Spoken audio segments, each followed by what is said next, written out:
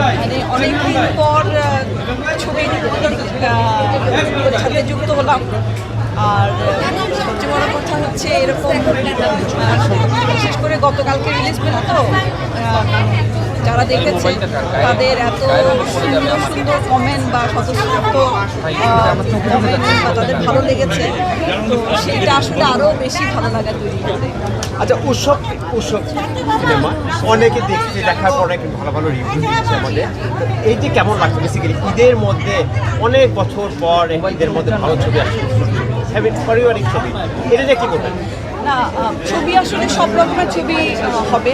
হ্যাঁ, এর মধ্যে হচ্ছে এই উৎসব একটি অন্যরকম ছবি, যেখানে আমরা বলেছি পরিবার ছাড়া দেখা নিষেধ। সেই ক্ষেত্রে মানুষ যখন পছন্দ করছে, ডেফিনেটলি এটা তো আমাদের জন্য অনেক অনেক বড় একটা পাওয়া। বিশেষ করে আমার জন্য তো অনেক, কারণ আমি এমনি কাজকম করি। সুতরাং সেই কাজটা যখন ভালো লাগে মানুষের, দর্শকের, তখন আরও কাজ করার মানে আরেকটু করতে হবে। আমারটা কাটা হয়ে গেছে।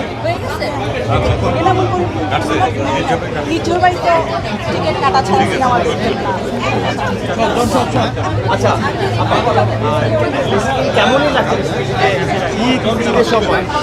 ঈদের সময় যে সিনেমাটা রিলিজ হয়েছে বা দেখছে দর্শকদের যে অনুভূতি দেখতে, এই জিনিসটা কেমন লাগছে?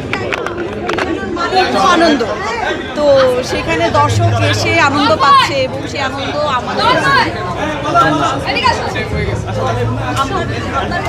যদি দর্শক পছন্দ করে, হ্যাঁ, সেটা ঈদ হোক বা সেটা যে কোনো সময় হোক, আপনার ভালো লাগবে না? সেটা তো মনে করেন উৎসব তো উৎসবই।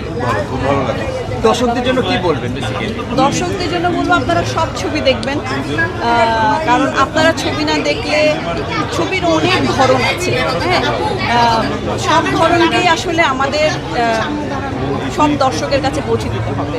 তো সেজন্য দর্শককে বলবো বাংলা সিনেমা দেখবেন, আমাদের কাজ দেখবেন। আমি শুধু বাংলা সিনেমার কথা বলছি না, বাংলাদেশের নাটক, OTT, ওয়েব সিরিজ যাই হোক না কেন সবগুলোই বলছি। তাহলে আসলে ওইটাই যে কষ্টগুলো করি দর্শকের জন্য।